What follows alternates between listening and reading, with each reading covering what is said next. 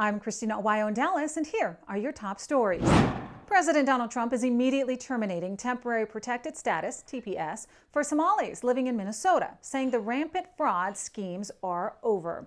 He's saying Minnesota, under Governor Tim Walz, is a hub of fraudulent money laundering. I am, as President of the United States, hereby terminating, effective immediately, the TPS for Somalis in Minnesota.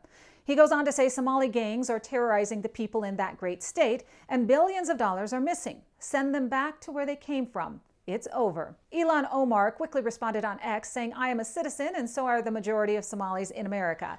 Good luck celebrating a policy change that really doesn't have much impact on the Somalis you love to hate. We are here to stay. Omar allegedly married her own brother to commit immigration fraud. Somalis living in Minnesota have orchestrated multiple fraud schemes that have stolen more than $1 billion from federal and state welfare programs. There are about 90 to 100,000 Somali migrants in Minnesota, mostly concentrated in Omar's district. Investigators from the DOJ and IRS have exposed how stolen funds from programs like Medicaid, child nutrition, autism therapy, and housing aid were laundered through Somali networks and sent overseas. The most recent investigation revealed how hundreds of millions of dollars were sent to fund the terror group Al-Shabaab, known for beheadings, assassinations, suicide bombers, and the targeting of Americans. Grammy-winning rapper Pras Michael, co-founder of the iconic hip-hop group The Fugees, was sentenced to 14 years in federal prison for orchestrating a scheme that illegally injected $900,000 in foreign money into Barack Obama's presidential re-election campaign. Michael secretly took money from a shady Malaysian billionaire and used fake American donors to sneak the money back into Barack Obama's 2012 presidential campaign, which broke the law because foreigners are not allowed to give money to U.S. elections. Michael, who's 52, was convicted in April 2023 on 10 felony counts, including conspiracy to defraud the United States, money laundering, and acting as an unregistered foreign agent.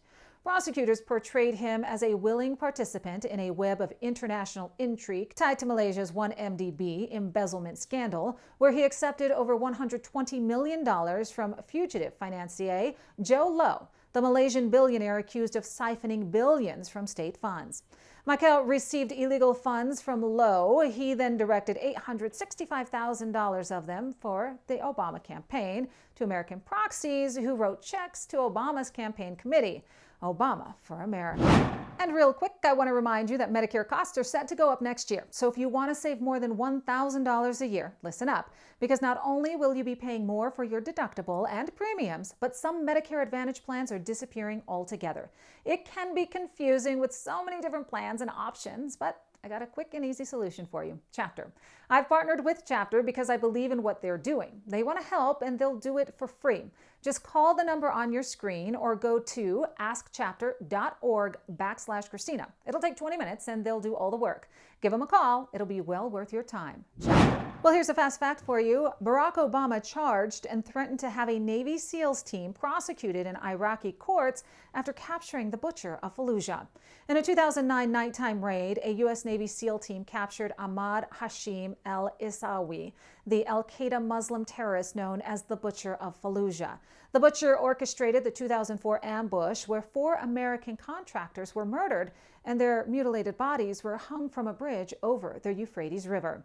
Capturing the Butcher was a major blow to al-Qaeda in Iraq. Capturing him alive for intelligence and legal purposes, the mission ordered by U.S. military leaders, meant the Navy SEAL team had to use the utmost restraint as he tortured one of their team members. However, instead of praise, the warriors were chastised by the Obama administration, who charged them, then threatened to have them prosecuted in Iraqi courts where execution would be the outcome. Obama did this because the Butcher, while in U.S. custody, claimed that he was mistreated and alleged that the SEAL team had beaten him, causing him to have a bloody lip.